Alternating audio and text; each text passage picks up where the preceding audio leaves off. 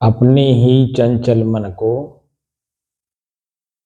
अपने ही बस में करके एकाग्रता, स्थिरता एवं स्वयं अपने आप में शांति का अनुभव करने के बाद स्वयं मैं कौन हूँ को जानने की दृष्टि से साधना करते करते आज 1196 दिन हो गए।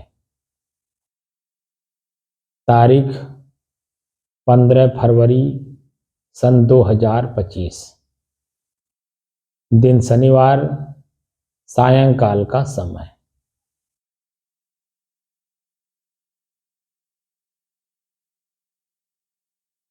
आत्मज्ञान और आत्मबोध प्राप्त करने से पहले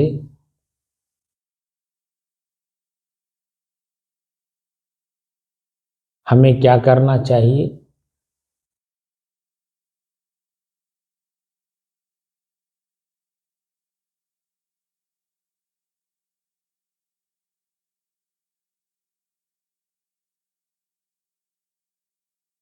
आत्मज्ञान मौखिक होता है, श्रोत्रीय होता है, लेकिन आत्मबोध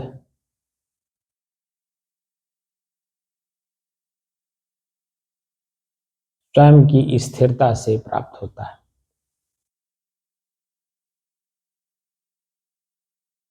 इसको तृप्ति बोलते हैं। और उसे प्राप्त करने से पहले हमें आत्मशुद्धि करना होता है। अगर आत्मशुद्धि नहीं है तो आत्मज्ञान किसी काम का नहीं और आत्मबोधि तो कतई नहीं होगा।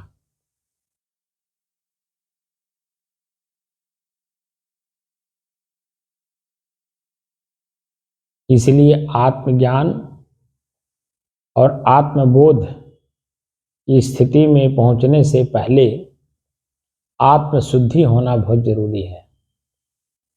और कैसे होगा, इसके बारे में एक दिन मैं बता भी चुका हूं, आज दोबारा भी मैं बता दे रहा हूं कि आत्मशुद्धि कैसे होती है।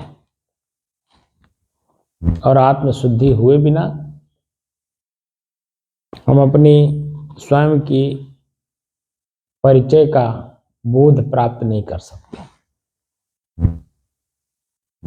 तो मैं आप लोगों को 31 जनवरी को ही बता चुका हूं कि आत्मशुद्धि क्या है।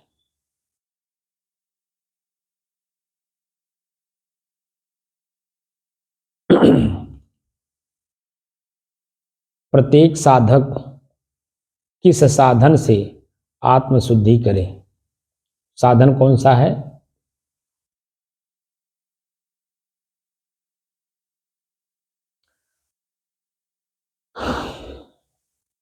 जो साधक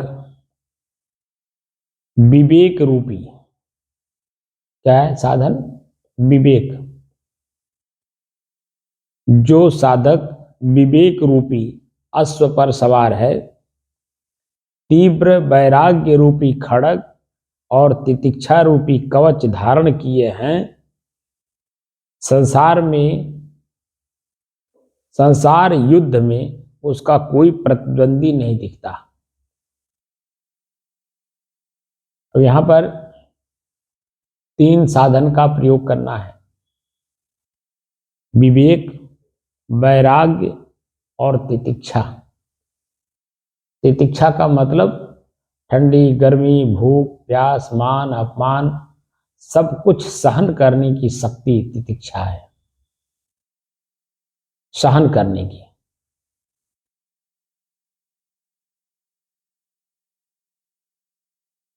जो साधक विवेक रूपी अश्व पर सवार है, तीव्र वैराग्य रूपी खड़ग और तितिक्षा रूपी कवच धारण किए हैं, ऐसे साधक को संसार युद्ध में उसका कोई प्रतिद्वंद्वी नहीं दिखता। संसार युद्ध क्या, हमारा शरीर ही संसार है, इसी से युद्ध करना है।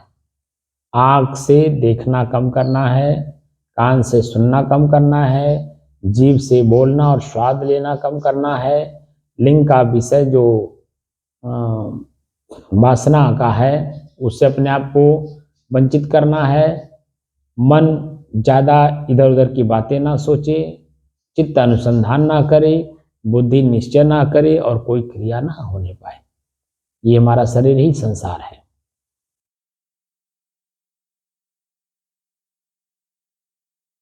वस्तुतः नित्य एवं अनित्य के भेद का ज्ञान विवेक है। क्या नित्य है, क्या अनित्य है। नित्य मतलब हमेशा रहने वाला, अनित्य मतलब क्षणभंगुर, परिवर्तनशील।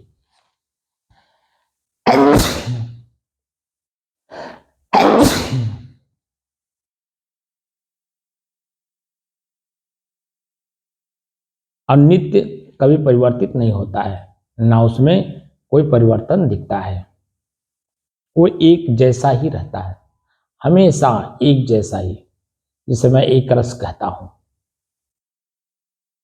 जो साधक विवेक रूपी अश्व पर सवार है, तीव्र वैराग्य रूपी खड़ग और तितिक्षा रूपी कवच धारण किए है, वह साधक के संसार युद्ध में उसका कोई प्रतिद्वंदी नहीं दिखता है। वस्तुतः नित्य एवं अनित्य के भेद का ज्ञान विवेक है। अविवेकी जनों की भोगों में आसक्ति होती है। आंख से देखना, कान से सुनना, ये ज्यादा उनके ऊपर प्रभाव पड़ता रहता है। अविवेकी जनों की भोगों में आसक्ति होती है, जबकि विवेकी साधक के लिए स्वर्ग लोक भी तुच्छ है। सब प्रकार के फलों के भोग में अनासक्ति का होना वैराग्य है। प्रारब्ध के अनुसार जो भी दुख प्राप्त हो उसे समभाव से सहन करना ही तितिक्षा है। विवेक, वैराग्य और तितिक्षा से संपन्न साधक को संसार युद्ध में किसी भी प्रकार से पराजित नहीं किया जा सकता। यानी ये इंद्रियां आपके ऊपर हावी नहीं हो सकती। पराजित न करने का मतलब इंद्रियां आप पर हावी नहीं होंगी। यहां साधक को समझने वाली बात यह है कि संसार युद्ध क्या है। यह संसार एक युद्ध भूमि है, ऐसा हम सदियों से सुनते आए हैं, साधकों के लिए है। परंतु वास्तव में यहां युद्ध किसके लिए है? देखा जाए तो संसार में गला काट प्रतिस्पर्धा है, जो धन, पद, मान, बल, संचय एवं शक्ति संतुलन से जुड़ी है। इसमें सांसारिक वस्तुओं की लालसा नहीं है। इसमें साधना के अंतिम चरण तक अहंकार और श्रेष्ठता का बोध नहीं छूट पाता। श्रेष्ठता बोध रखना अर्थात प्रतिद्वंदिता का भाव सदैव अस्थिर बनाए रखता है, जबकि जिस साधक के मन में विवेक और वैराग्य का ठहराव आ गया, तब वह इन अस्थायी एवं विचलित करने वाले पहलुओं के पीछे क्यों भागेगा। शास्त्रों में कहा जाता है कि ब्रह्म को पाने की इच्छा रखना भी ब्रह्म को पाने में बाधक है, मुक्ति में अवरोध है। विवेक, वैराग्य एवं तितिक्षा के ताप के शोधन से जो स्फटिक मणि के समान पूरी तरह शुद्ध एवं पारदर्शी हो गया, वह साधक संसार के हर युद्ध से विलग है, यानी अलग है। अतः उसका कोई प्रतिद्वंद्वी नहीं। जिस प्रकार स्फटिक मणि के समक्ष किसी रंगीन वस्तु को रखा जाए तो उसके रंग की छाया मणि में पड़ती है, परंतु उसे रंगती नहीं।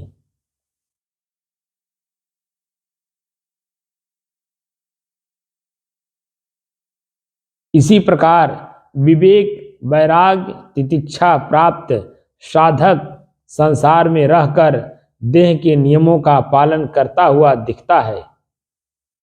वह आत्मशुद्ध है, वह पूर्णतः असंपृक्त है और अनुकरणीय है। और इस आत्मशुद्धि प्राप्त साधक का आत्मज्ञान और आत्मबोध दोनों ही सार्थक होते हैं, क्योंकि पहले ज्ञान प्राप्त करना होता है गुरु के द्वारा, और वही ज्ञान जब अपने जीवन में आचरण करके अपने आप में तृप्त हो जाया जाता है, वही आत्मबोध हमारे लिए स्थिरता प्रदान करता है। कोई चंचलता कहीं भी किसी भी प्रकार से आत्मबोध साधक के जीवन में दिखाई नहीं देता है।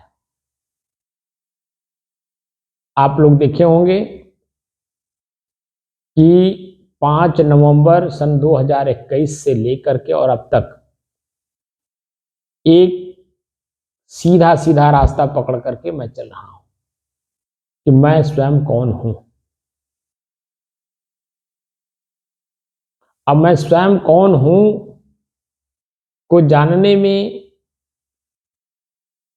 1196 दिन 2-2 घंटे सुबह शाम के अभ्यास आप लोगों के सामने करते कराते हुए, शुरुआती दौर में आप लोगों ने देखा होगा बहुत से लोग हमारे इस साधना में आए, दूर दराज से भी लोग आए, लेकिन स्थिरता कितने लोगों के अंदर में आई ये स्पष्ट है कि किसी में नहीं दिखाई दिया। और मैं स्वयं एक रस होकर के अपने काम को, क्योंकि मैं तो साधक हूं ही, मुझे तो चलना ही रास्ता पकड़ करके है। कबीर साहब कहते हैं कि राह बिचारी क्या करे, जो पंथी न चले विचार, और यापन मार्ग छोड़ के फिरें उजार उजार। तो मुझे उजार उजार नहीं घूमना है, मुझे तो सिर्फ एक रास्ता पकड़ करके चलते रहना है जब तक इस शरीर में मैं हूं। ये शरीर ही मुझे मेरे मंजिल से भटकाने में काफी है। ये आंख बार बार बाहर की तरफ देखता है, 1 घंटे बाद अगर मैं अपनी चेतना में ना आऊं तो दूसरे घंटे में दूसरे बाह्य वृत्तियों में उलझा देता है। यही कान दूसरे के शब्द को सुन करके हमें भटकाने की कोशिश करता है। यही जीभ, ये हाथ, ये पैर, ये लिंग, मन, चित्त, बुद्धि और क्रियाएं माने अहंकार, ये सब मुझे उलझाने में एक भी कसर नहीं छोड़ते हैं। लेकिन गुरुओं की, ऋषियों की, संतों की असीम कृपा है कि ये एक रस रहने में, चलने में, बार बार अपनी वृत्तियों को पढ़ने में, अपनी क्रियाओं को रोकने में, जो कुछ भी आप देख रहे हैं वो मेरा कुछ नहीं है, वो संतों के द्वारा प्रदत्त आचरण है। उन लोगों ने जो हमें अपने पास रख करके बच्चे जैसा पाला पोसा बड़ा किया है, वह चीजें आपके सामने दिखाई दे रहा है। इसीलिए कहा जाता है कि जो वास्तव में अपने लक्ष्य के प्रति एकाग्रचित है और वास्तव में उसे वो लक्ष्य चाहिए, तो ऐसे ही लोगों के सानिध्य में रहना चाहिए, चाहे भौतिक हो चाहे आत्मिक हो। ऐसे लोगों के सानिध्य में रहना चाहिए जो उसे प्राप्त कर चुके हैं, उससे ऊपर उठ चुके हैं और अपनी स्थिति में एकदम संपन्न हैं, शांत हैं, सुखी हैं, आनंदित हैं, प्रसन्नचित हैं, बल्कि वो और देना चाहते हैं। क्या दे दें, उनके अंदर में भाव रहता है। ऐसे गुरुओं के सानिध्य में जब आप रहेंगे तो निश्चित है कि जो आपके अंदर में बारीक से बारीक विकार भरे पड़े हैं वो सब धीरे धीरे धीरे धीरे निकलना शुरू कर देंगे, क्योंकि संगत ही ऐसी है। और वास्तव में अगर मैं अपने आप को पाना चाहता हूं तो अंतर्मुख हुए बिना मैं अपने आप को प्राप्त नहीं कर सकता। और अंतर्मुख होने के लिए जो बाह्य वृत्तियां हैं, आंख से देखा हुआ दृश्य, कान से सुना हुआ शब्द, इन सब चीजों से अपने आप को मुक्त करना होगा और धीरे धीरे धीरे धीरे अंतर प्रवेश करना होगा। और अंतर की ज्योति जब जागृत हो जाएगी, मेरे अपने ही शरीर के भीतर, मन के भीतर, चित्त के भीतर, बुद्धि के अंदर जो कुछ भी जब भी मैंने रखा होगा, इस मन वर्तमान से पहले, इस शरीर से पहले, कितने शरीरों में मैं जा जा करके कितने क्या क्या भोगा हूं, क्या क्या किया हूं, हमें खुद इस जीवन में याद नहीं है, लेकिन वो समय समय से जागृत होता है। जैसे ही इनका दृश्य सामने पड़ता है वो चीजें जागृत हो जाती है।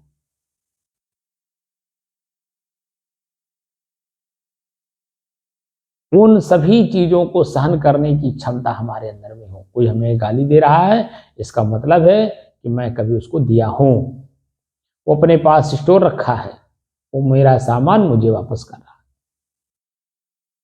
उसे सहर्ष ले लेने में कोई बुराई नहीं है, क्योंकि वो मेरा ही दिया हुआ सामान मुझे लौटा रहा है।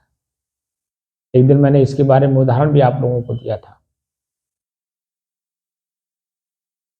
कि कोई व्यक्ति, किसी व्यक्ति को आप रुपया दे करके भूल गए, वो 10 साल बाद, 15 साल बाद, 20 साल बाद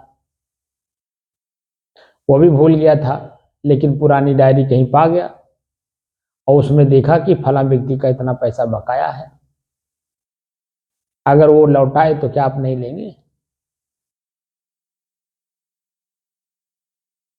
सहर्ष जाकर के आप ले लेंगे। तो जब रुपया ले रहे हैं तो गाली कौन लेगा? वो भी तो आप ही का दिया हुआ है। यानी जो कुछ भी कोई हमें किसी भी समय दे रहा है, इसका मतलब है कि मैंने उसको दिया हूं। कब दिया हूं ये न उसे याद है न मुझे याद है, लेकिन समय के आधार पर जब मुझे वापस मिल रहा है तो मुझे कष्ट हो रहा है। तो कष्ट किस बात की भाई? आप ही का दिया हुआ सामान हुआ रखा हुआ है। अब क्या दिए थे? जो उसके पास है वही तो दे रहा है, जो आपने दिया है।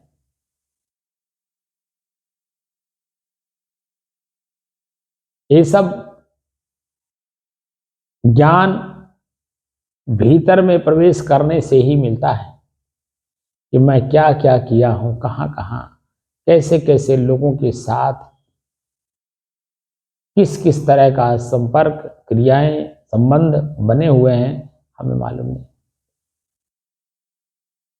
धीरे धीरे धीरे जब अपनी स्थिरता बन जाती है खुद की रहने में, तो ये सब चीजें सहन करने में आसानी हो जाती है। इसीलिए गुरुओं के सानिध्य में आत्मशुद्धि की जाती है। ये जो 3 चीजें बताई गई है, विवेक, वैराग्य और तितिक्षा, एक बिना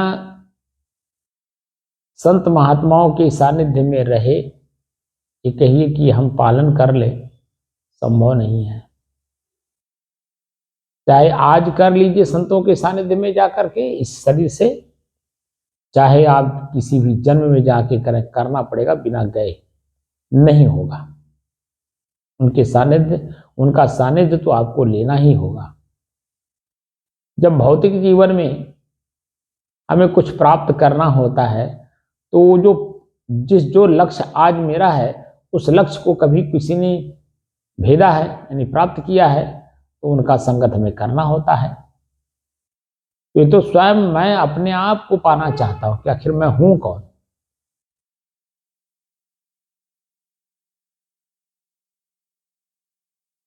तो जो स्वयं अपने आप को जानकारी कर लिए होंगे कि मैं यही हूं,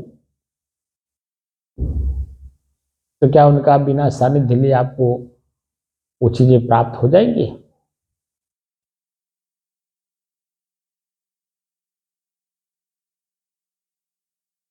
इसलिए आत्मज्ञान और आत्मबोध प्राप्त करने से पहले गुरुओं और संतों का सानिध्य लिए बिना आत्मशुद्धि संभव नहीं है। और आत्मशुद्धि जब तक होगी नहीं, तब तक आत्मज्ञान और आत्मबोध दोनों नहीं हो सकते।